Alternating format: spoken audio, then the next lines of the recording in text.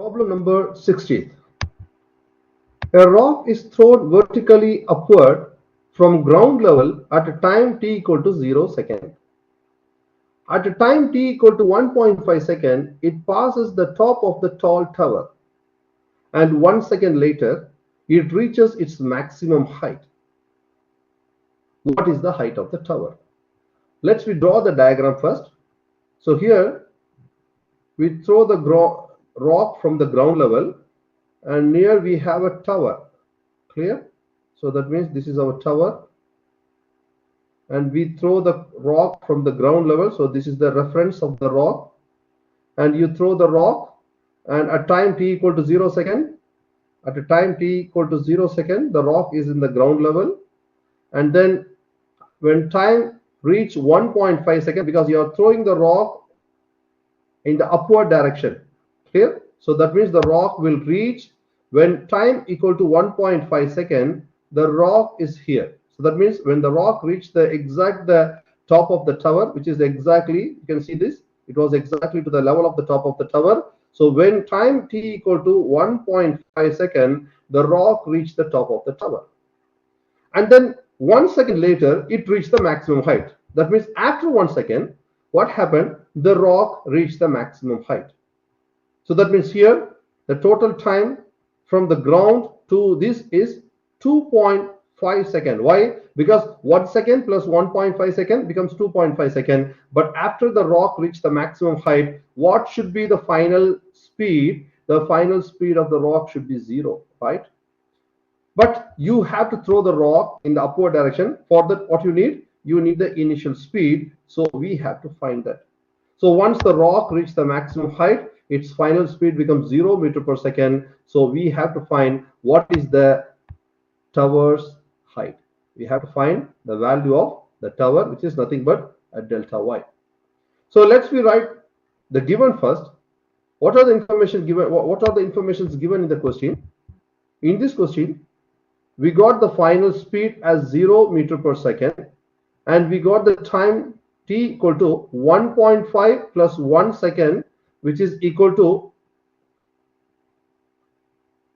2.5 second. And then this question purely tells about the free fall acceleration. So we have to use the value of g here as minus 9.8, because if the object is in the air, we have to use the negative value of the g as minus 9.8 meter per second square. Or better, we can deal the question, we can just deal the equation directly there, okay? Because we have the three equations, right? But now what we have to do, for finding the height of the tall tower, we have to find the initial speed. We have to find the initial speed. For that, we have to use that equation. What are the equation? Now I have to modify that equation with respect to the free fall. So v final, which is equal to v initial plus gt, and the second equation is delta y, which is equal to v initial t plus half gt square, and then third equation is v final square, which is equal to v initial square plus 2 into g into delta y. But when you substitute g is equal to minus 9 here, this becomes minus. Clear? So, or do one thing. If you want to substitute as minus 9.8, don't change the sign here. Automatically, the sign becomes negative here. Now, what I'm going to do, for finding the height of the tower, first I'm going to find the answer for v initial. For finding the v initial, what I'm going to do, I'm going to use the first equation. So, let's rewrite the first equation first. V final equal to v initial plus gt. And when you substitute this negative value here, so what will happen? Because we have to first rearrange this equation in terms of v initial, because we have to find the initial speed. So v initial, which is equal to v final minus gt, because this equation, when it goes to the reference side, it becomes minus. Now I have to substitute the value 0 minus of minus 9.8 multiplied by t. Because for finding the initial speed, you have to use the answer of initial to the extreme end. Am I right? What is the extreme end here? So the rock reached the maximum height here. So for this, it takes from 0 second to 2.5 second. So here we have to substitute the time as 2.5 second.